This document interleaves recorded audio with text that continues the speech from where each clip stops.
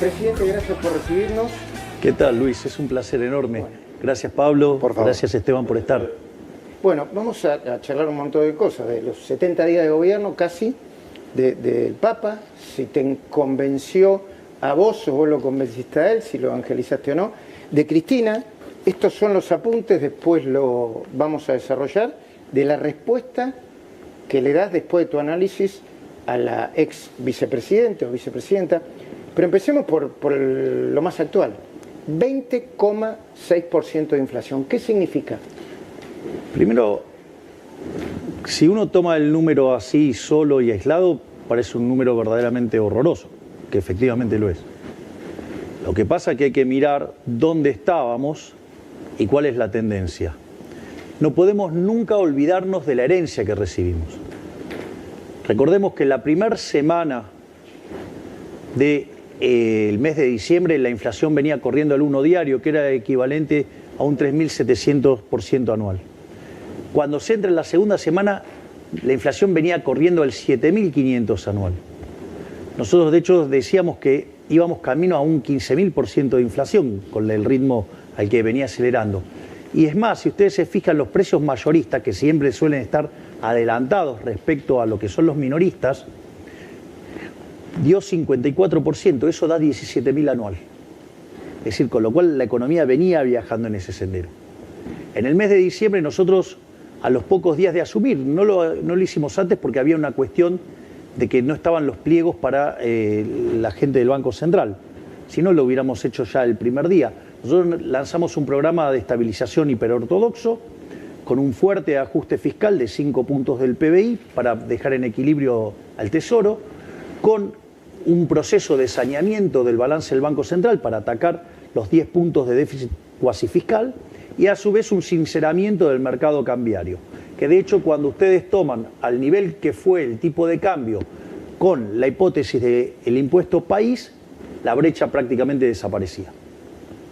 Frente a esta situación, además nosotros empezamos a hacer fuertes recortes de gasto público.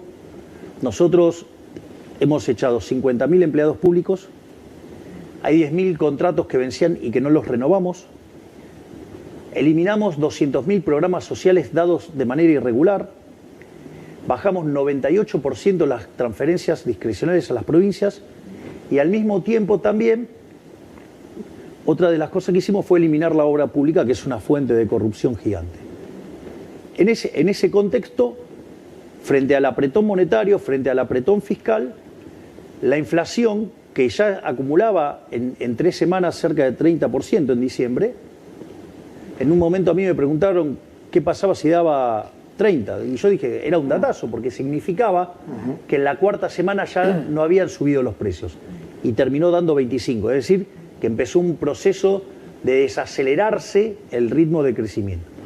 Cuando uno mira enero es un mes que estacionalmente es complicado. Por lo tanto, digamos, si estacionalmente es complicado, replicar 25 hubiera sido un buen dato. Bueno, ha dado 20, es decir, bajó 5 puntos respecto al mes anterior. Pero además, en la medición del INDEC, el arrastre estadístico era de más de 6 puntos. Sí. Quiere decir que hoy la inflación, de haber estado viajando a un ritmo del 50 mensual, está yendo a niveles del 15 y sigue en bajada. Ahora, ¿cuánto tiene que ver la licuación y la recesión? Porque también es cierto que en ese apretón monetario y en ese conjunto de medidas ha habido una licuación de los ingresos en pesos, tanto los haberes jubilatorios, los sueldos. Hay una pregunta y muchos economistas críticos plantean que esto es efecto de recesión más licuación. A ver, vamos por partes. Lo primero que hay que entender es el escenario que teníamos. Nosotros teníamos plantado una hiperinflación. Si nosotros hubiéramos entrado en una hiperinflación, la caída en el nivel de actividad hubiera sido muchísimo más grande. Por lo tanto, cuando las dinámicas monetarias adoptan este patrón de comportamiento, la verdad es que el término de la discusión de actividad parece bastante pobre, por decirlo de alguna manera, porque el nivel de distorsión que genera el funcionamiento del sistema de precios esos niveles de inflación, o sea, en este caso una hiperinflación, digamos, iba a destrozar el nivel de actividad económica, la actividad hubiera caído muchísimo más y nos hubiéramos encontrado con un escenario de 95% de pobres. Es decir, eso es lo que nos dejaron plantados. Es decir, los problemas del país no se arreglan emitiendo dinero. Es decir, a vos, si vos, suponete lo siguiente, te parece que los salarios son bajos. Entonces ahora los subimos y lo pagamos todo con emisión monetaria. ¿Vos vas a ser más rico? No, vas a ser menos rico. Te voy a explicar por qué. Porque en el mejor de los casos, si no se generara ninguna distorsión en el funcionamiento del sistema, vos la producción seguiría siendo la misma, lo único que tenés es un cambio de la escala nominal. Sin embargo, como la vida real es muchísimo más complejo, la forma en la cual ingresa el dinero va generando distorsiones de precios relativos en la transición. ¿Eso qué es lo que hace? Que la producción sea mucho menor. Por lo tanto, terminás estando muchísimo peor. Y como además afecta el proceso de inversión, de largo plazo también estás peor. Por lo tanto, no hay solución. Es decir, a ver, es como que vos me digas, mira... No hay solución inocua. Exacto. Es como que suponete lo siguiente. No sé, hoy vamos a cenar nosotros dos y tenemos preparado tallarines para los dos, ¿no? Y sucede que se nos suma Esteban y se nos suma Luis.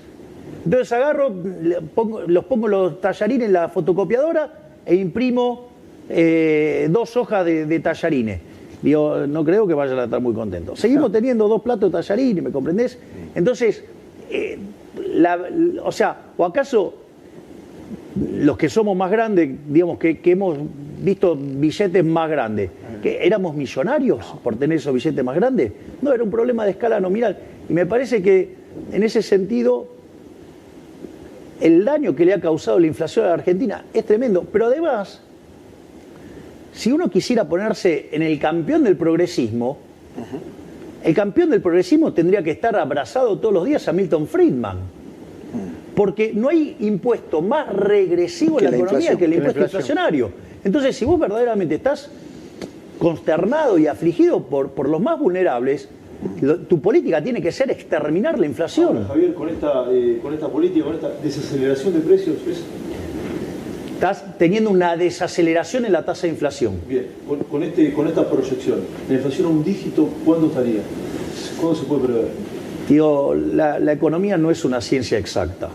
Es decir, que usemos matemática no le da crédito para considerarse una ciencia exacta. Eso ya lo demuestra la historia argentina y los economistas que han fallado. Claro. Ahora, lo que sí vos sabés es que si dejás de emitir, tarde o temprano la inflación la vas a exterminar. Ahora, ¿por qué? Porque por más que no le guste a la señora Cristina Fernández de Kirchner, la inflación es siempre y en todo lugar un fenómeno monetario que se genera por la existencia de un exceso de oferta de dinero, ya sea o porque subió la oferta o porque cayó la demanda de dinero o las dos cosas a la vez. ¿Cristina le molesta o no sabe de economía? Mirá, yo leí el documento que ella envió. Es por las dudas, no sé qué cámara. Es decir, sí. Amarillo es el tuyo, ¿no? Sí, todo con las subrayadas, todo, sí, los comentarios sí es el mío. ¿Y los comentarios estos son tuyos? Sí, después agarré y modelé lo que ella dice. Entonces... ¿El hombre de paja, Cristina Kirchner? Sí, bueno, digamos, eso como modelo de Cristina, algunas cosas, exacto. Pero desde mi punto de vista ese modelo es incorrecto. Claro, y ese modelo es la base de la decadencia argentina. Es decir, para Cristina y para el kirchnerismo lo que genera la inflación es la falta de dólares. Y eso es verdaderamente de una precariedad conceptual grosera que la podría haber entendido en la década del 60, hoy ya no. Porque ella dice que en realidad el problema ¿sí? surge en que cuando vos devaluás hay inflación. Entonces... Y el problema es que vos devaluás porque tenés un problema de restricción externa. Entonces, el financiamiento que vos necesitás de la cuenta corriente, digamos, no lo podés conseguir en el mercado y eso hace que vos devalúes y cuando vos devaluás, eso genera inflación. O te endeudes. Porque ahora es un paso atrás. Y el déficit de cuenta corriente puede derivarse de dos cosas, según la posición de ella. Una es porque justamente estás muy endeudado. Como vos estás muy endeudado, vos tenés una carga financiera muy alta eso te genera el déficit de cuenta corriente, como no conseguís el financiamiento, restricción externa, entonces eso conduce a una devaluación y la devaluación conduce a inflación. Ese es básicamente el marco analítico de ella. Entonces lo que dice es, si vos aumentás las exportaciones, entonces ahora tenés dólares, entonces el problema es menos grave, entonces vos devaluás menos, entonces se acabó el problema. La verdad que ese marco analítico está mal. Nos trajo hasta acá. Exactamente. Y no es de, perdón, no es de ella. A ella hay una, digamos, una fila de economistas que piensan de esa manera. Por eso hay varias cosas que están mal ahí. Si ustedes quieren, yo se los explico las cosas que están mal. Por favor. Por ejemplo, ella habla de la restricción externa. La restricción externa es el efecto de suponer un mundo donde solo ajustan las cantidades y no los precios. Es decir, con tipo de cambio flexible no existe la restricción externa. Porque ¿cómo vendría a ser el problema de la restricción externa? Vos estimulás la demanda, ese estímulo de la demanda genera mayor demanda de importaciones, se te deterioran las cuentas externas, cuando se genera un determinado déficit de cuenta corriente, tenés un problema de faltante de dólares, entonces la restricción externa hace que vos no puedas seguir expandiendo. Pero eso es porque vos estás asumiendo que no hay, que los precios no varían. Ahora, si vos los precios son, si los precios son libres, lo que vos tenés es que el tipo de cambio se va a ir acomodando a la oferta y la demanda. Exacto. Fíjate que una de las cosas que caracterizó al kirchnerismo, que es la dilapidación de las reservas, le pasó en lo que fue el primer tramo del kirchnerismo, que le entregaron al gobierno de Macri una situación verdaderamente paupérrima en términos de reservas, y se fueron de este gobierno con reservas internacionales netas negativas en más de 10.000 millones de dólares. ¿Por qué ocurre esto? Porque frente a esa situación que estimulan la demanda, controlando el tipo de cambio y emitiendo dinero para financiar esa inyección de demanda, a vos te empiezan a caer las reservas. Entonces, cuando te aparece la caída de las reservas, ¿cómo lo resuelven? En lugar de tocar el tipo de cambio, ¿qué hacen? Meten cepa. Bien, esto es muy interesante. Bueno, esta es la respuesta correcta. Entonces, cada vez que tienen problemas, que cada vez les falta más reservas, en lugar de modificar el tipo de cambio, ¿qué hacen? Meten más control, ¿sí? Entonces, ¿cuál es el problema? El problema es que cuando vos haces eso, los pesos te quedan atrapados. Y aparece un problema que se llama money overhang, sobrante monetario. Por eso, cuando vos sincerás, una de las cosas que te pasa es que te salta el nivel de precio. ¿Por qué? Porque hay inflación reprimida. Y acá había inflación reprimida por dos cosas. Una, por el sobrante de dinero. Y otra, ¿sí?, porque tenían muchos precios regulados pisados. Ahora, la ex vicepresidenta te dice que no quiere hablar personalmente, pero en un momento te califica de economista showman. ¿Qué te sucede a vos cuando te pasa, cuando...? Nada, es la opinión de ella, está bien. Showman en la Rosada, te digo. Bueno, está bien, digamos, o sea, quizás los nuevos tiempos requieren de un poco de show también. Digo, no, a mí eso no me molesta. ¿A vos no te molesta lo personal? Más que eso, y más que contestarle técnicamente, me parece que el mensaje peligroso que siempre envía ella y por lo tanto activa a todos los suyos, es que si los gobiernos no le dan al pueblo lo que el pueblo necesita, por ejemplo, subsidios, digamos, una ayuda a los jubilados ahora, esos gobiernos no duran. O sea, han puesto nuevamente el club del helicóptero. Eso es el sustrato, al menos mi lectura, de la carta de Cristina. Bueno, a ver, digo, de vuelta, vamos por partes. En lo político, desde lo político lo pregunto. Yo voy a plantear las cuestiones en distintos planos. Hay una frase de Thomas Sowell que es maravilloso. Dice, la primera lección de la economía, ¿cuál es? La escasez. No hay de todos para todos.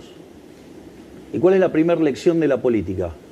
Ignorar la primera ley de la economía. Exactamente. Entonces, cuando uno ve el análisis que hace Cristina, justamente lo que uno ve es que ella ignora, ¿sí?, algunas cuestiones básicas de la economía. Y eso me gustaría que también lo discutamos en algún momento. ¿Qué cuestiones básicas? Por ejemplo, no, porque esto es muy interesante. Ella dice que me acusa a mí de que yo digo que el déficit fiscal genera inflación, lo cual es mentira. Yo nunca dije que el déficit fiscal genera inflación. La emisión monetaria. Lo que genera inflación es la emisión monetaria. Porque vos podés tener déficit fiscal, lo financiás con endeudamiento, no tenés un problema. Como la mayoría, muchísimos países. Exacto. Entonces, por ejemplo, si vos estuvieras en una economía cerrada y vos te estás endeudando, entonces va a subir la tasa de interés y vas a tener un poquito de presión en precio por la caída de la demanda de dinero. Y si estás en una economía abierta, ni siquiera pasa eso. Con lo cual, eso, digamos, es falso lo que dice. Entonces ella arma lo que se llama un nombre de paja y acusa desde ese lado.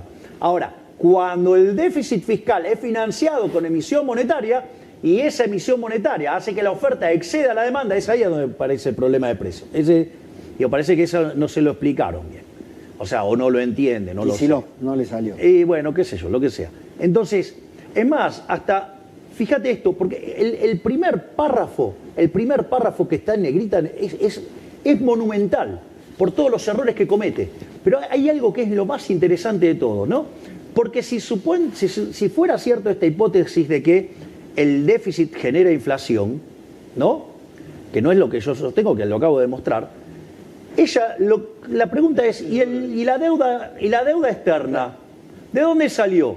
Cristina, la deuda sale del déficit fiscal. Claro, es decir, y es falso que el gobierno de Macri sea el que más se endeudó a la Argentina. El que más se endeudó a la Argentina, básicamente, fue el gobierno de Alberto Fernández. Ahora, porque esto es la discusión política. Perdón, Esteban, ¿eh? Sí. ¿Cuánto puede durar este ajuste? Está claro que hay... ¿Cuánto lo puede aguantar la gente? ¿Cuánto lo puede aguantar la gente? Políticamente, vos me imagino que lo analizás eso, ¿no? Sí, obvio. Bueno, pero yo entiendo el punto. Ahora, Diego, ¿cuál es la alternativa? Dale. De vuelta. Una de las grandes falacias que se cae en Argentina con mucha frecuencia es lo que se llama la falacia del nirvana. O sea, te compara contra un escenario que no existe. Claro. Es decir, ¿qué piola? Contra el paraíso todo es una porquería, obvio, Claro. y sí. Ahora, si vos vas a estar todo el día viviendo la lógica del paraíso, digo que estás todos los días rogando morirte. ¿Y vos crees que la gente lo entiende? ¿La mayoría de la gente lo entiende? Yo Yo creo que la gente sí lo está entendiendo. Yo creo que la gente lo entiende. Porque es la primera vez en la historia que alguien hizo campaña diciendo que iba a haber ajuste. ¿Y Cristina tiene honestidad intelectual para ver esto o no? Yo creo que, digamos, lo que muestra ese documento es que es intelectualmente honesta. El problema es que, digamos, adhiere a una cosa que es una porquería. Porque esto es importante. Entonces, el endeudamiento, ¿de dónde sale? Y una de las cosas que dice es un delirio, pero es consistente. Dice, endeudamiento coactivo. O sea, un día, no sé, se levantó alguien totalmente loco y dijo, voy a tomar deuda. Claro, No, bueno, o sea, eso es ignorar la restricción de presupuesto. Ahora, es decir, la deuda es hija del déficit fiscal. Y voy a decir algo más. Para que, digamos, para tratar de ayudarla a Cristina o los troncos que tiene de economistas que le hablan. A ver, Argentina arrancó el siglo XX siendo el país más rico del mundo, hoy es 140.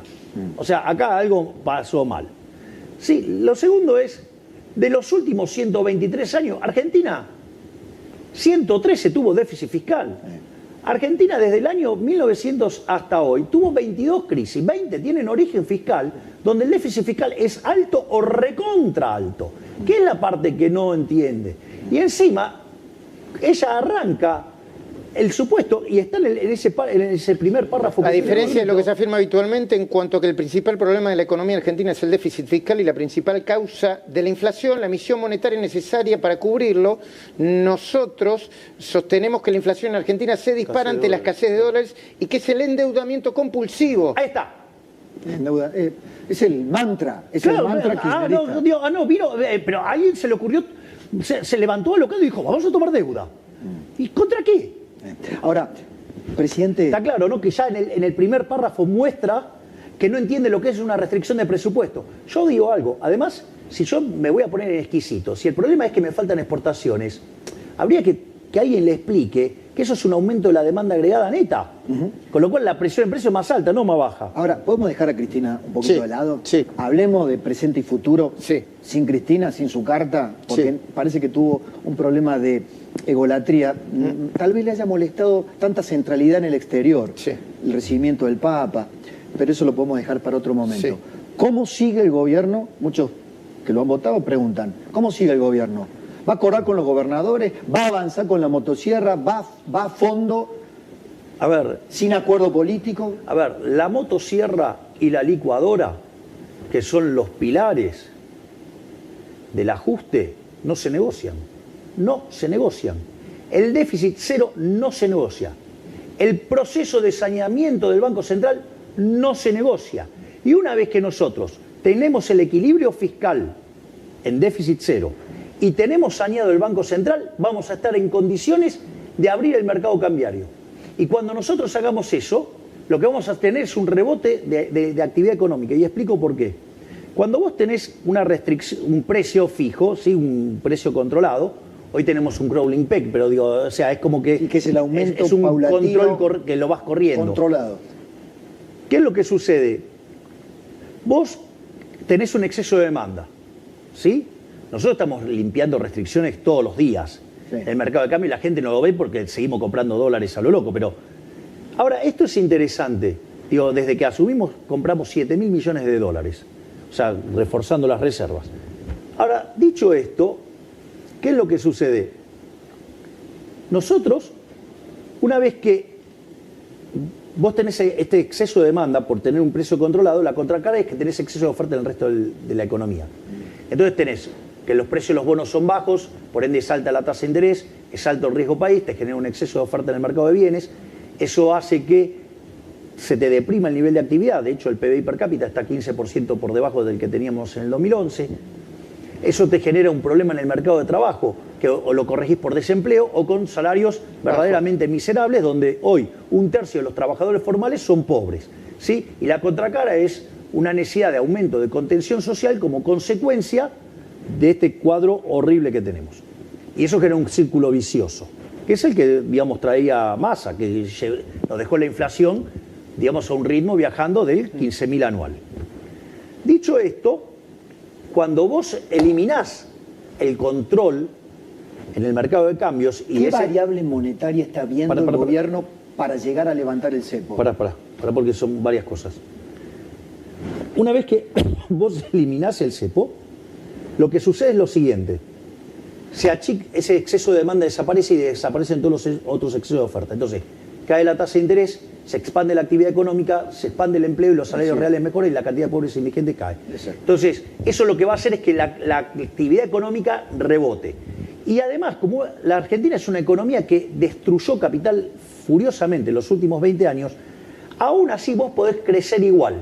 Porque es tan poco el nivel de capital, es tan alto el retorno que vas a tener en una economía que está tan deprimida que hasta vas a poder crecer. Eso lo que tiene que ver con la estrategia de la estabilización y cómo salís. Después está lo que nosotros mandamos en el decreto de necesidad de urgencia y la ley de bases, digamos, de reforma del Estado. Exacto. Que son un conjunto de reformas estructurales que tienen 3 elementos centrales. Uno es devolverle libertades individuales a los individuos. Otra tiene que ver con hacer estructuras de mercado más procompetitivas, no proempresas, procompetitivas, no proempresas, y terminar con los tongos de la política. Bueno, esto es, digamos, ha sido tremendo, ha sido demoledor. ¿Hay más apuro de los que imaginabas? Sí, hay muchos más de los que... Pero bueno, esto es algo que también está bueno señalarlo. Ahora, lo que quiero decir, ese conjunto de reformas, lo que hacía es que Argentina escalara 90 puestos en libertad económica. Es decir, que Argentina se pudiera parecer a un país a Alemania. Es decir, Argentina en 20 años podría parecerse a Alemania. El rechazo lo va a demorar. Claro, entonces, por ejemplo, en lugar de estar creciendo, porque cuando se dan esos procesos de convergencia, vos crecés a tasas muy fuertes. Por ejemplo, podés estar creciendo a tasa del 10% per cápita. Entonces eso quiere decir que vos duplicás el PBI per cápita en 7 años. Bueno, digamos, con estas tasas que vamos a tener como consecuencia de no haber avalado la reforma, tardamos 25 años para duplicar el PBI per cápita. Digo, en términos de pobreza y de nivel Ahora, de bienestar, presidente, ¿vos no crees que no aceptan eso o no o la ley no pasó? No, ¿Porque son todos chorros? No, porque no les entienden la interesa. economía? No les interesa. A ver, la evidencia empírica internacional es hipercontundente. Es decir, los países que son más libres son 12 veces y media más ricas que los reprimidos. Tienen 25 veces menos de pobre en el formato estándar, 50 veces menos en el formato extremo. ¿Qué discusión? No hay discusión. Eso está claro. Ahora, hay algo que puedo traer Bueno, esto. pero es que ese es el problema. Eso sí está claro, pero el problema es que esta gente, ¿Quién es? los políticos, Pero- no quieren ceder sus privilegios. ¿Sabes qué fue lo? Mirá, la ley tenía dos objetivos. Era uno, terminar de ordenar el espectro político. Y otro, es decir, plantear las reformas. Yo te digo una cosa. Ustedes me conocen desde hace muchos años. Desde hace muchos años que yo vengo con la idea de que hay que ordenar el espectro político para que la gente entienda qué vota de un lado y qué vota del otro. ¿De qué lado está cada uno, si vos? Bueno, eso implicaba que muchos delincuentes que se disfrazan de ovejas eran lobos. Hay diputados delincuentes, decís vos. Obvio. Le mienten abiertamente a la gente. Le hablan del cambio, pero como dice Macri, la mía está. No, o sea, entonces, ¿qué es lo que pasa? Lo más maravilloso que pasó con la ley es que cuando la empezaron a desguazar, dejando en evidencia todos los dedos sucios de quienes estaban sucios. Y las votaciones esas lo que hizo fue mostrar quiénes son los que verdaderamente están a favor de un cambio por las ideas de la libertad y quiénes son los delincuentes que quieren seguir con este sistema de privilegio, ¿sí?, de donde los políticos se enriquecen. Entonces, fue fabuloso. ¿Por qué te crees que la levanto la ley? La levanto justamente por eso, porque logré el objetivo. Frente a tener una ley mala, prefiero no tener una ley. ¿Y los objetivos loables de la ley? ¿Cuándo? Está bien, pero a ver, eso puede esperar. ¿Sabes por qué puede esperar, Pablo? Porque es muy simple. Con esto hay un montón que dejaron los dedos todos sucios. La gente... Frente a la gente. Claro, frente a la gente. Cuando dicen, vos saliste a escracharlo, eso es mentira. ¿O acaso no son públicas las votaciones? Ah, ¿qué? ¿No se pueden hacer cargo de lo que votaron? Es decir, entonces digo, no, porque esto es interesante. Sí. Porque está bueno que la gente sepa quiénes votaron en contra del cambio, quiénes son los que votaron a favor de los curros, quiénes votaron a favor de los delincuentes. Entonces, cuando después vengan a decir, no, nosotros queremos el cambio, nosotros somos republicanos. No, ustedes son una manga de delincuentes. ¿Y sabes qué es lo más lindo? En el 2025 no van a pasar. ¿Sabés lo que va a hacer? El Congreso del 2025 va a generar la depuración y va a sacar a estos delincuentes. Porque, es más, en el medio de la campaña, nosotros mismos se los vamos a recordar a la gente quiénes son sus enemigos. Porque acá hay algo también importante que la casta política no lo reconoce. La gente detesta y desprecia a los políticos. Los desprecia. Siente asco por los políticos. ¿Y sabes qué mostró esta votación? Que tienen razón. Entonces, cuando vayamos a la próxima elección, todos esos no renuevan más sus bancos. Bueno, ahí empezó a calentar motores, Pablo Esteban. Y lo que van a ver a partir de ahora, prepárense, ¿eh? ¿Lo digo o no lo digo? Bueno, No lo digas. Va a hablar del Papa, de Macri, De Yarlora. de Yarlora, De Píparo, de Píparo, de Massa, y de una no, cantante. Pero también de los jubilados, de la De los tarjeta dos- SUBE, de los docentes. de los docentes. Sí. de la reforma laboral. Sí. Exacto. Y a Lali Espósito le puso otro apellido. Va a armar mucha polémica, va a haber mucho ruido con eso, ¿eh? A Lali Espósito le puso otro apellido. Al Círculo Rojo, a los economistas que nos están viendo, que me están escribiendo, dolarización. ¿Qué es lo que tiene en la cabeza? ¿Cómo? Cepo, Cepo. Y me dejan una cosita más Dale. a la pregunta de Pablo Rossi. Dale. Sí, ¿cuándo las reformas? Creo que muchas pueden llegar a ser con el nuevo Congreso el año que viene. ¿Entendieron lo que dijo Milei recién o no? sí, ¿Sí? mensaje. ¿Puede ser o no? Mensaje. A lo Bukele. ¿Puede ser?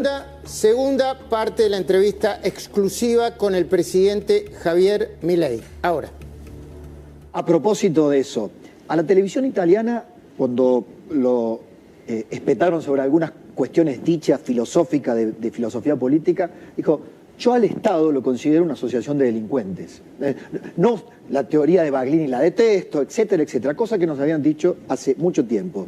Y lo estoy cumpliendo. Sí, ahora, Y lo estoy cumpliendo. ¿cómo se admite? Dije que despreciaba el teorema de Baglini. Sí. Dijeron que cuando llegara al poder iba a cambiar. Sí.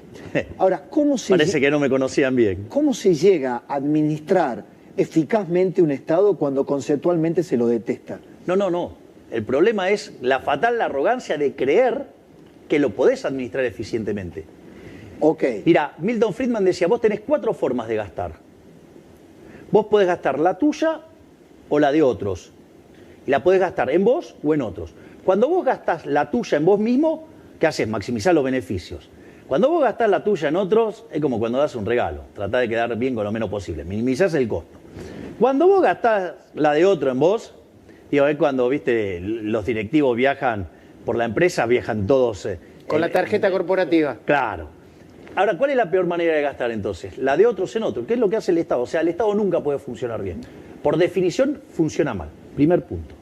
Segundo punto. Para funcionar el Estado tiene que ser financiado. Ahora, cuando vos lo vas a financiar, no se lo financia voluntariamente, se financia con impuestos. ¿A qué te suena impuesto? Es decir, pagás o tiro en la cabeza. Entonces, nada que surge de un acto violento puede estar bien. Entonces, en ese sentido, o sea, yo, digamos, a todo el mundo sabe que filosóficamente soy anarcocapitalista. Si soy un anarquista de mercado. ¿Y cuándo vas a bajar, presidente, los impuestos?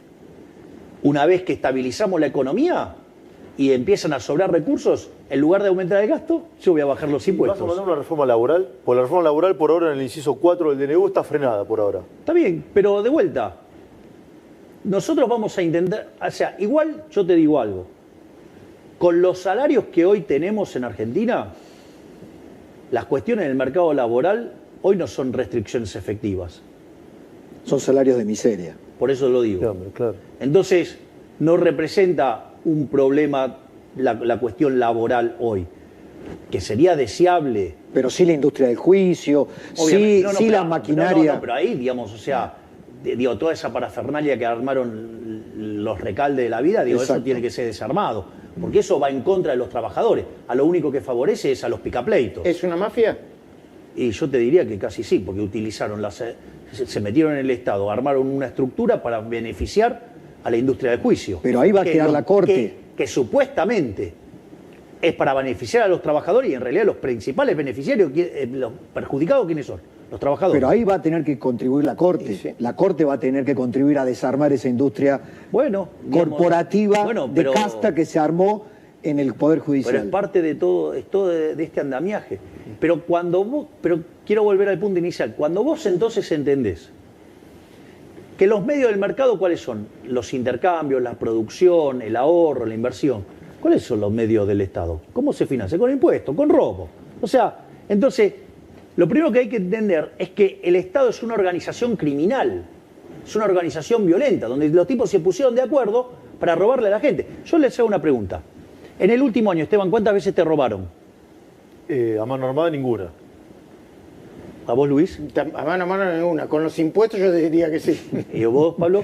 No, a mí no. Ah, bueno, está bien. Pero, anda a comprar Ahora algo. Kicillof puso un impuestazo del 300% Bueno, de por la eso. provincia. Bien, entonces le está metiendo la mano a los bonaerenses. Digamos, no me sorprende viniendo de un bolche como él.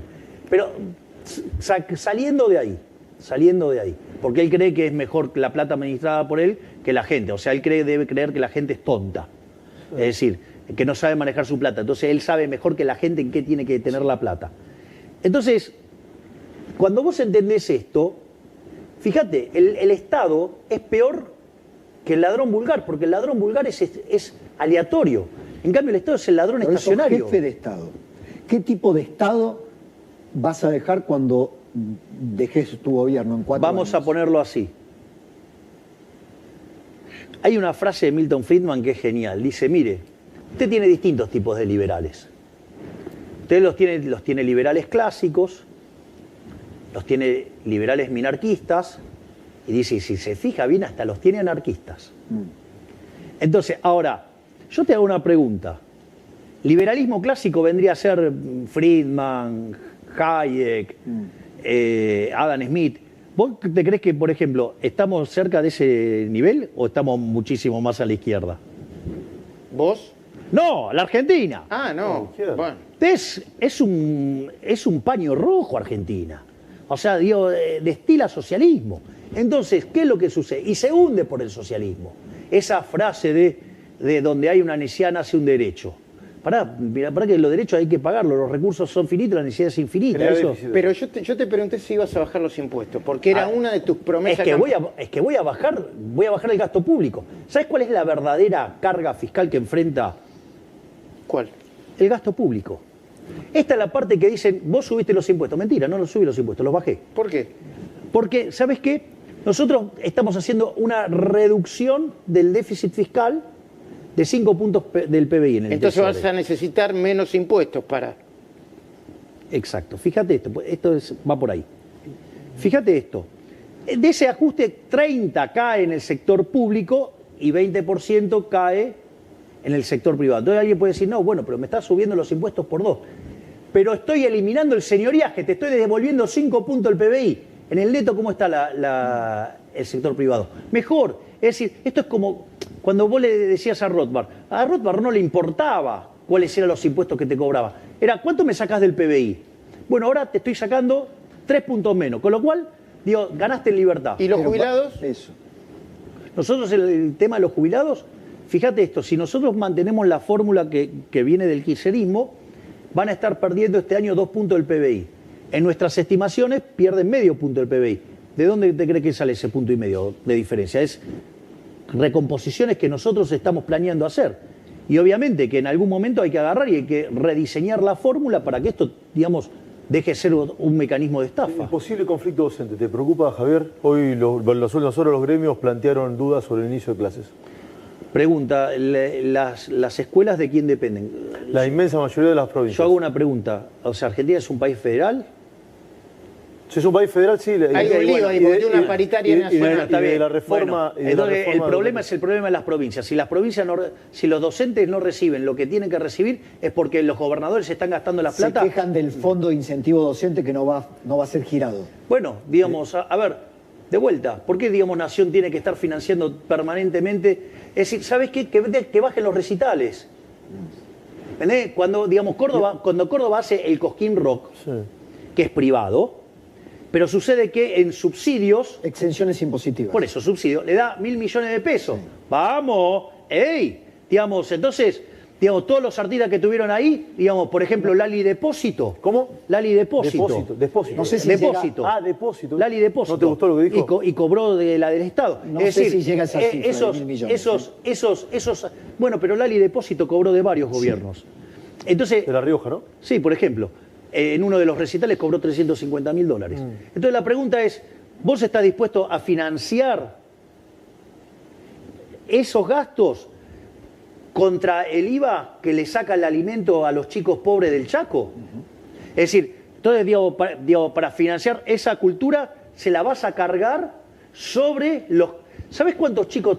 Digo, 2/3 de los chicos están en condiciones de pobreza. Entonces, vos estás gastando en recitales. ¿Por qué, digamos, Yarlora? Pregúntale por qué en lugar de agarrar y quejarse por los subsidios del transporte, pregúntale, digamos, por qué agarra y no corta la pauta oficial, que la usa como mecanismo de propaganda para que hablen bien de él. La respuesta de los gobernadores es con la de ustedes. No cuenten con la nación, Exactamente. salvo la coparticipación por no, ley. No, las cosas que le corresponden por ley Por son de eso, ellos. por Yo de eso. eso no le toco nada. Todo lo que se les está restringiendo, la nación tiene la potestad para hacerlo legalmente. Obviamente, si no, no lo haríamos. ¿Le vas a quitar, perdón, No, dale. adelante. ¿Le vas a quitar los subsidios a las obras sociales sindicales? Que es otra caja negra importante de la Nosotros política. estamos y los trabajando en sindicatos. terminar con todas las cajas negras de la política. Con todas. Con todas, no importa que sean los sindicatos, no importa que te... ¿Por qué hay? Perdón, porque si no, me lo voy a olvidar y no quiero olvidar. No pasa nada. ¿Por qué sigue habiendo gente de la cámpora y de masa en muchos ministerios y en muchas direcciones? Bueno, en la medida que los vamos detectando, los vamos sacando. Pero les resulta difícil detectarlo, porque algunos dicen, no, esto forma parte de un No hay acuerdo de Milei pactos, no hay pactos de ninguna naturaleza con el kirchnerismo. ¿Qué votaron? ¿Me votaron algo a favor? No, nada. Digo, están con el club del helicóptero todo el día. Digo, ¿qué pacto Sí, tengo con eso? por la carta de la jefa pareciera que no hay pacto. Y bueno, y entonces... Por eso. Ahora, hay aspectos de la burocracia estatal que van más allá de las grandes ideas que fija el presidente. que tienen que ver, por ejemplo, hemos tenido en estas horas la SUBE, implementar un mecanismo para que la SUBE le sea amable a aquellos que saben que tienen que pagar un boleto más caro y que van a cambiar el sistema de subsidio, no a la oferta, sino a la demanda. Exactamente. Pero le han hecho una mirada, y esto para los colaboradores del presidente, una mirada para mover las segundas y las terceras estructuras para que hagan más eficiente el Estado. De vuelta, es un oxímoron un Estado eficiente. Pero la gente con la SUBE, por ejemplo, ¿qué respuesta? Bueno, ¿a vos no te parece que es un cambio fenomenal el hecho de estar subsidiando a la oferta, pasar a subsidiar a la demanda? De que los subsidios le lleguen a los más vulnerables. Sí. Es decir, es una forma de focalizar y mejor. O sea, yo creo que por ejemplo, una de las cosas más maravillosas es lo que está haciendo Sandra Petovelo desde Capital Humano. Sí, sacar los intermediarios. Ah, ¿y a vos no te parece que eso no es perfecto, fenomenal? Promesa de campaña. O sea, y además sacamos los intermediarios justamente cuando viene el proceso más duro del ajuste. En un contexto donde le duplicamos la asignación universal por hijo y la tarjeta alimentar. Mirá si no estamos fijándonos en cuidar a los más vulnerables. No solo eso, sino que además también estamos desarrollando un programa para que la clase media no pierda el acceso a la educación. ¿Cómo es eso? ¿Cómo es eso? Claro, porque, a ver, sucede que esto es algo fundamental. Vos sabés, o sea, a ver, todos los argentinos de bien entendieron que no se puede estar viviendo sistemáticamente por encima de los recursos. Así es. Y eso, digo, hay un canal que se dedica a rastrear gente y le llenan la cara de dedo todos los días. Sí. Tienen que ir y contratar actores para que hagan la crítica, ¿no? Sí. Bien. C5N. Sí, exacto. K5N. Ponele. Bueno, no importa. Dicho esto, entonces la gente ya entiende que hay que hacer un ajuste. El tema central es quién lo paga. Nosotros lo que estamos proponiendo es que lo pague la política. Y bien que en el Congreso se notó. Bien que cuando mandamos el DNU, a ver, a todos le aprobaron los DNU, a todos. Conmigo es el único que tiene problema. Y pensar que yo estoy devolviendo libertades. Pensar que estoy haciendo los mercados más competitivos. Ah, claro, pero hay un problema. Toqué los tongos de la política. Y eso en el Congreso saltó. Pero, Sí, Javier. entonces, ¿qué es lo que digo? La gente sabe que se ha estado viviendo por encima de las posibilidades y que esto está quebrado y que hay que hacer un esfuerzo. Entonces, el punto central es quién lo paga. Y lo que estamos haciendo es esto. Ahora, y en la medida que después nosotros pongamos en equilibrio la economía, yo no voy a aumentar el gasto. ¿Va a bajar impuestos? ¿A vos qué te parece? Que sí. Javier, entre los complotadores o del Club del Helicóptero, ¿está Massa también o no? No lo sé, porque eso implicaría empezar a investigar seriamente. Pero vos te das cuenta que hay un que están apostando a que te vayas antes, ¿no? Sí, los que gritan viva el consenso Carojas también. ¿Lo decís por la reta? Sí, claro, digamos, o sea, ¿por qué no dijo mejor viva la corrupción, carajo? Porque en el fondo ya vimos lo que eran los consensos. Yo no sé si ustedes recuerdan, pero en mi paso como diputado, a mí se me criticaba fuertemente, decían que estaba ausente, que después, cuando... El problema era, digamos, que yo no votaba en las discusiones en particular. Claro, que vos en la discusión en particular dejaste... ¿Y por qué no votaba? ¿Por qué? Porque ahí estaba el curro. ¿Y qué pasó? Saltó toda la porquería, toda la pus de la política. ¿Se llama fideicomisos eso, Javier? Sí, y vamos a avanzar fuertemente contra todas las cajas negras de la política. Hay 10 fideicomisos que están a tiro de decreto. Que el presidente, si quiere, fueron creados por decreto, se pueden barrer por decreto. Te hago una pregunta. Si ese es el número, sí. ¿que yo voy a hacer el decreto que los limpie? No, pues es una pregunta. ¿Querés apostar? No. Vas a hacer un decreto que limpie todos los fideicomisos. ¿A vos qué te parece?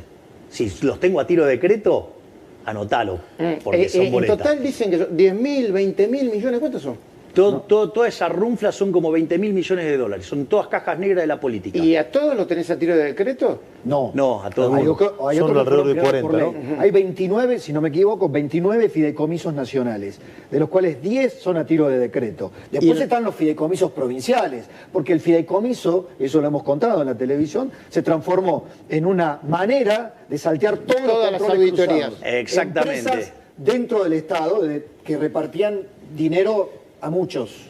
Bueno, entonces eso hay que terminarlo. Bueno, eso pone muy nervioso a muchos. Ah. Gobernadores, diputados. A mucha gente de la política que vive de eso. ¿Seguís con tu idea de dolarizar cuando puedas dolarizar? Sí. ¿Y cuándo crees que vas a poder? ¿Cuándo podés creer que vas a poder dolarizar y cuándo podés creer que vas a levantar el cepo? A ver, son... Cosas diferentes. Sí, vamos por el tema de la dolarización. Hay un trabajo enorme que se está haciendo desde el Banco Central y que probablemente, salvo gente que entiende de la materia, no lo está viendo. Pero es lo siguiente. Nosotros emitimos dinero para comprar dólares. De hecho, compramos 7.000 millones de dólares en el mercado. Después tenemos un problema de la emisión endógena de dinero, ¿sí? que es la herencia de las LELIQ. O sea, limpiamos un montón, pero todavía queda un montón. Entonces, en ese contexto, nosotros tenemos esas dos fuentes de emisión monetaria. Cuando vos mirás la emisión monetaria, la variación de la base no varía. Está clavada en 10 billones. Eso es una de las razones por la que se está desacelerando la inflación. Exactamente. Entonces, ¿qué es lo que pasa? En ese contexto, lo que vos tenés es que estamos comprimiendo por sector fiscal y con el BOPREAL. Ahora, cuando vos mirás el balance del Banco Central, entonces empezaste a desinflar pasivos y activos, pero sobre todas las cosas, limpiamos la deuda de los importadores, pero vos mirás que hoy tenemos una base monetaria de cerca de 8.000 millones de dólares y compramos reservas por 7.000 millones de dólares. Es decir, que hoy tenemos cubierto el 87,5% de la base. ¿Y eso qué tiene que ver con el tipo de cambio o con el cepo? Eso tiene o que con ver la que dolarización? al tipo de cambio de mercado estás a un tiro de dolarizar. Bueno, para comprender... ¿A un tiro de dolarizar? A un tiro. Pero fíjate esto, el problema no es que vos eso ya lo tenés, por decirlo de alguna manera. Ahora, te falta limpiar el resto de los pasivos remunerados, o sea, hay que seguir trabajando con el tema de los encajes remunerados, o sea, en realidad de los pases. Sí. Y lo otro que vos necesitas es una reforma del sistema financiero legal. para que no sea vulnerable a una corrida. Entonces, la idea está, pero demanda tiempo. Entonces, una cosa es que nosotros, suponete lo siguiente, si siguiéramos limpiando el balance del Banco Central al ritmo que lo hacemos, el Fondo Monetario Internacional estima que nosotros podemos abrir el cepo a mitad de año. ¿Y vos qué decís? Yo prefiero verlo nunca. Que la economía no es una matemática, no es una ciencia exacta. Es una ciencia pero exacta. solo por la dolarización. Para entender la dolarización en la cabeza del presidente, ¿es dolarización pura y dura como algunos modelos o libre competencia de monedas como lo sugiere Domingo Cavallo? A ver, yo hablo de libre competencia, siempre hablé de libre competencia de moneda. Cuando todo este tema estalló, ¿sabés dónde pasó? ¿Dónde? En tu programa. Sí. En tu programa. Sí, Pablo, y yo sí. hablé de libre la competencia de culpa. moneda y Sí. que levantaron dolarización. Ok, por eso lo vuelvo A a, ver. preguntar. Pero no te acordabas que había sido en el tu Sí, programa. sí, sí. El responsable. diría. Claro. Entonces, dicho esto, bueno, pero es un gol. Sí. Dale. Vengo por el segundo. Sos Paolo ahora. Sos Paolo Rossi, no sos Pablo, sos Paolo. Mucho italianismo. Y bueno, ¿de dónde cree que vengo? Pero dicho esto, ¿qué es lo importante? Hay una moneda en la cual vos vas a liquidar. Por eso siempre se hizo la cuenta en dólares. Pero es libre competencia de monedas. Es decir, si vos querés usar el euro, vas a usar el euro. Si vos querés usar el dólar, usás el dólar. ¿El Bitcoin? Si querés, Bien. en lo que vos quieras. Suponete que vos sos una empresa petrolera. Vas a usar el WTI. Suponete que te dedicás al gas, usás BTU. Suponete que estás en el campo, usás el precio de la soja en Chicago. ¿Qué es lo interesante de esto? Que vas a un modelo de canasta de moneda donde los ponderadores surgen endógenamente por las decisiones de los individuos. Y el peso... Es decir, basta que no, porque en realidad quedo esclavizado por la política. No existe más. O sea, Claro, pedirles que no queda piensen. esclavizado por el Tesoro norteamericano Exactamente. y la Reserva Federal. Ahora, ¿y el peso? En ese esquema, ¿dónde queda el peso? ¿Resucita el peso? No, el peso no existe más. Listo. Ok. Requiem al Porque peso. crees que nadie lo va a elegir. No por una decisión tuya, sino porque crees que nadie lo va a ¿Y elegir. vos crees que alguien va a querer No, el no, no, peso? está bien. De hecho, le desaparece de quitamos hecho. 13-0 a la moneda, le podríamos quitar 3 más. Entiendo. Es decir, lo que hay que entender es que el Banco Central es probablemente el mecanismo de estafa más sofisticado que creó el Estado de la historia. Porque cada vez que emite es como falsificar papel. Son como los tallarines, la Con la impresión de fotocopiadora. elecciones. Está. Ahora, presidente, Sí, ¿quién? pero te obligan a comerlos. Ok. Y cuando los comes, ¿qué te pasa? Te vas a sentir mal Y porque sí, el papel y sí. no son Pobre, tallarines. pobre. ¿Quién evangelizó a quién? ¿El Papa a vos o vos al Papa? No, yo no creo que haya habido una Bueno. cosa por el estilo. Yo lo que ¿Conectaron? creo... ¿Qué te pasó? A ver, hay varios eventos. Previo a la ceremonia, el Papa Francisco nos invitó a Diana Mondino, a mi hermana y a mí, para que lo viéramos. Y ahí es donde se dio el diálogo, te cortaste el pelo, todo, vos sos medio... Quería decirle medio judío, supongo. habrá querido Sí, decir sí, eso. sí. Le dijo a Karina... sí, cuidalo. Gracias por cuidarlo a él. Cuidalo. Sí. Pero tengo algunas anécdotas más divertidas Sí. todavía, del día cuando nos encontramos, que tuvimos la reunión. Entonces, y eso fue todo con mucho afecto, con mucha simpatía. Entonces le pedí permiso para darle un abrazo y me dice, por favor, hijo, y pegamos la mejor. Esa es la realidad. Y Karina también le dijo, ¿te Sí. puedo dar...? Claro, uno no se acostumbra, ¿viste? Uno Claro. lo que ve son fotos, qué sé yo. Vos le pediste permiso, te dio, y Karina también le pidió Claro. permiso y dijo, pero claro, Sí, claro. estaba contento, no sé. Y después parecía- pasó algo muy lindo. Cuando termina la ceremonia, él rompe el protocolo y viene a saludarme. Yo no podía creer. O sea, rompió el protocolo para venir a saludarme. Con lo cual, o sea, yo no podía creer lo que estaba pasando. Después, al otro día, tuvimos la reunión. La reunión fue maravillosa, La verdad es que cuando arrancó la reunión, lo primero que hice fue pedirle disculpas por mis exabruptos del pasado, que si bien yo le había hecho llegar mis disculpas por distintos canales, Lo hiciste personalmente. sí, y también lo había hecho en uno de los debates, Sí, sí. me pareció que valía la pena hacerlo en persona. ¿Y cómo se lo dijiste, si te acordás? No, le digo, mire, su santidad, el tema es el siguiente. Yo la verdad que antes había algunas cosas que no las entendía. Y cometí un error y tuve unos exabruptos que no correspondían. Entonces quiero pedirle perdón. Me dijo, ¿quién no cometió errores en su juventud? Dale, listo, ya está. Así lo... Después le dije que... Lo que ibas a hacer, lo que le querías hacer. confirmaba la invitación y que si él quería venir iba a ser recibido con todos los honores de un jefe de Estado y muy especialmente por ser el jefe espiritual de los católicos. La realidad es que no me contestó a eso. Lo otro que también pasó, le llevé de regalo unos libros de Jesús Huerta de Soto que le envió. Así que le conté las cosas que le mandó y le dije que el profesor Huerta de Soto estaba dispuesto a hablar con él. ¿Hubo algo que quedó allí? ¿Aprobó el plan económico? Bueno, y después de Porque eso quedó como un malentendido allí. No. Porque generalmente él no aprueba planes económicos. No es que entonces, a partir de ahí nos pusimos a hablar de la economía. Ok. Y yo lo que hice fue describirle la herencia. Y a partir de la herencia, las distintas opciones de política económica que tenía y los resultados de cada una de esas opciones. Y entonces me dijo, ¿y los vulnerables?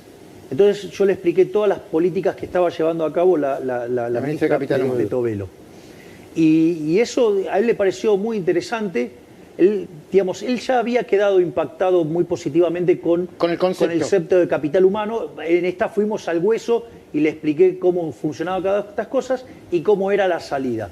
Y a él le pareció muy razonable y me dijo, mantenete firme con el tema de los... Tenemos acordado los últimos Sí, 5 ya sé, yo minutos es una para la pregunta entrevista, así que política. aprovechémoslo. Pero no quiere que les cuente una anécdota Sí, divertida. por supuesto. Me lo descontás, por favor, Karina. Porque después... Para que yo algo tuve que ver. No, sí, por supuesto. Porque yo con quién fui a visitarlo. Fue Guillermo Francos, nuestro ministro del Interior, que fue alumno de... que además le tiró un carpetazo. Se copió, ¿no? Sí, le dijo, usted se copió. Entonces, así, le tiró un carpetazo en el medio. Después fui con la ministra Sandra Petovelo de Capital Humano, fui con Diana Mondino, fuimos con nuestro secretario de culto, Sánchez, fue Cari, digamos, que es la secretaria general de la presidencia, y fui con mi rabino. con Axel, con quien había estado en el muro. Y esta fue una parte muy divertida, fue muy divertida. Porque cuando Axel lo va a saludar le dice, su santidad, se lo traje de vuelta. Dátelo. Pero, pues, podemos pimponear esto. Sí. Porque Macri. ¿Van a terminar haciendo una convergencia, una alianza, una fusión con Macri, Patricia Burri, el PRO o lo que represente eso? ¿Qué es lo que yo dije sistemáticamente previo a meterme en la política? ¿Qué fue lo que yo he presentado aún antes de las PASO? Era, ¿por qué no vamos todos juntos? Sí, una interna. Vamos a hacer una interna, el que gana gobierna, el que pierde acompaña. Se parece a eso.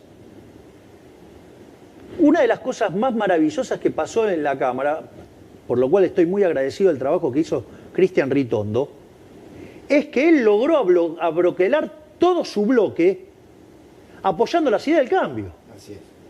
Entonces, si ustedes se fijan, eso ocurrió solo, espontáneamente.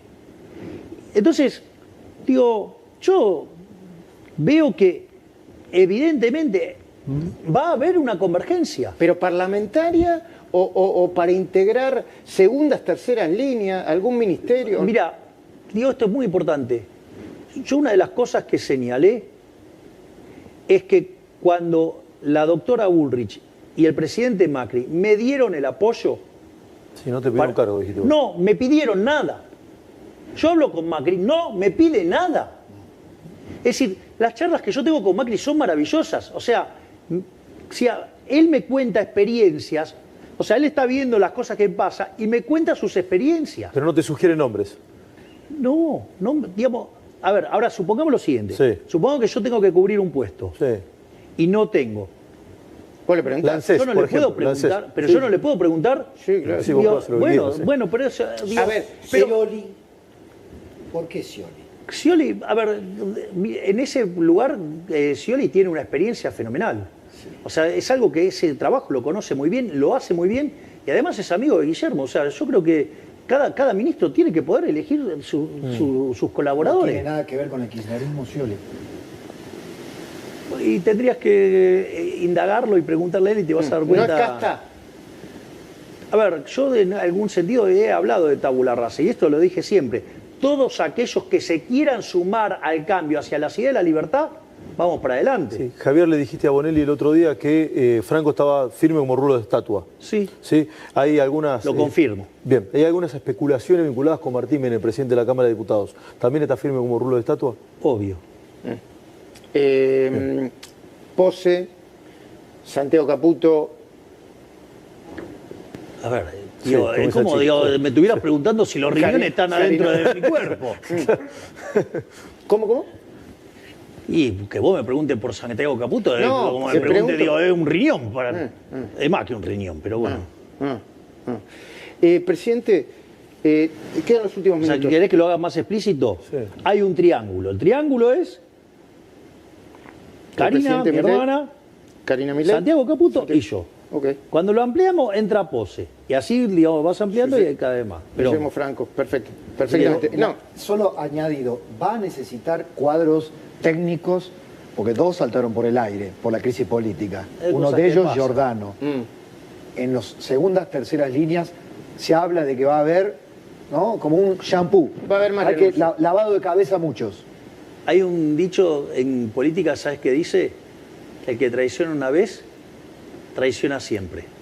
Los que quedaron del otro lado de los traidores, los estoy rastrillando, los voy a correr. O sea, para ellos no hay tabula rasa. Para los traidores no. Sí. ¿Está Píparo ahí? Para los traidores no hay tabula rasa. Y está Píparo ahí. Para los traidores no hay tabula rasa. sí, sí, está. Sí, entendí que sí. Sí. Presidente, hay mucha gente que la está pasando mal. Estamos de acuerdo, ¿no? Hay diferentes discursos. Me parece que esa gente espera del presidente siempre alguna palabra. Gente clase media que le van a aumentar el colegio, la prepaga, los útiles. los útiles. Le agregaría mucha gente que sabe quién fue el responsable o fueron los responsables de esta situación y que votaron por Milei presidente. ¿Le puedes hablar a esa gente? ¿Lo puedo o a contar nosotros? con una alegoría? Sí, por supuesto. Supongamos una persona tiene un departamento y un auto. Hipoteca su casa, ¿sí? Vende su auto, toma toda esa plata y se va a vivir la gran vida en Europa. O vende el departamento directamente. Cuando se terminó toda la fiesta, Alguien la tiene que pagar. tío, Capaz que no tiene la casa ni el auto. cuando vuelve no tiene ni la causa ni no tiene el auto. Ese es el populismo. Te comiste el capital. Bueno, esto es lo que pasó en Argentina. Es decir, si no, ¿cómo se arregla? ¿Que lo vas a arreglar con emisión monetaria? ¿Acaso, si fuera fácil imprimir la riqueza, nosotros seríamos multimillonarios entonces? El ministro de Economía sería un imprentero. Claro, No, exacto, está bien. digamos, Mucha o sea. gente está diciendo, cuando en la entrevista en C5N dice, bueno, pero hay una luz. Sí, la única forma que se sale, Miguel Ancho Basto te diría, capitalismo, ahorro y trabajo duro. Es decir, entonces vos, capitalismo, o sea, un sistema que respeta la vida, la libertad y la propiedad, donde el eje central es la propiedad privada como un mecanismo por el cual funciona el sistema de precios, que es el mecanismo de coordinación. El ahorro, o sea, la única forma que vos vas a salir es si tenés salarios más altos. Ahora, para tener salarios más altos tenés que tener más productividad. Pero para tener más productividad tenés que invertir. Y para invertir, ¿cómo vas a financiarlo? ¿El aire? No, lo financiás con ahorro. Es decir, entonces, en la medida que la gente trabaje duro, ahorre e invierta, vamos a tener más productividad y vamos a salir. Esa es la fórmula que hizo que a inicios del siglo XIX, sí, en el año 1800, había poco menos de 1.000 millones de seres humanos en el planeta. Y el 95% de la población vivía con menos de $1 diario. Es decir, la condición natural del hombre era la pobreza. Hasta que llegó el capitalismo. ¿Sí? En ese tramo el PBI per cápita se multiplicó por 15 veces con una población que se multiplicó por 8. Quiere decir que el PBI, o sea, 80 y 40, 120 veces subió. ¡Ey! Esa es la máquina de la prosperidad. Se llama el capitalismo de libre empresa.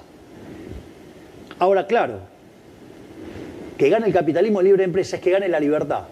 Eso tiene un perdedor, que es la casta política chorra, parasitaria e inútil, que es la que nos hundió y nos metió en esto. Entonces, esta vez el sacrificio tiene sentido porque es un sinceramiento para salir, no un mecanismo para terminar de robarles a todos. Digo, ¿por qué el consenso es un robo? ¿Por qué el consenso es una estafa? Porque cuando se sientan en el consenso en la mesa, Reparten. la mía está, pero la mía está en una torta más chica. ¿Sabes a quién jodieron siempre cada vez que hubo un consenso? ¿A quién? A los que menos tienen. Por eso yo no hago consenso con los delincuentes. ¿Qué consenso? Con el delincuente no negociás. ¿Qué vas a negociar con el tipo que te pone una pistola en la cabeza? No hay nada que negociar. Última pregunta. Dale por favor, porque... ¿Habrá gente rescatable en el futuro, si entiende, con los que se pueda construir poder político y algún tipo de consenso razonable? Esto va añadido No, a... ¿qué es consenso razonable? Porque si consenso razonable Bajo es estos robar... parámetros. No, si bajo consenso estos parámetros. por eso. Si consenso razonable es robar, tongos, cargos, fondos negros, cajas negras de la política... Voy a dar un ejemplo. Eso no. Voy a dar un ejemplo. Tantas alegorías. Que gobernadores entiendan que al ajuste hay que hacerlo todos. Todos, Ellos y el gobierno nacional. exacto.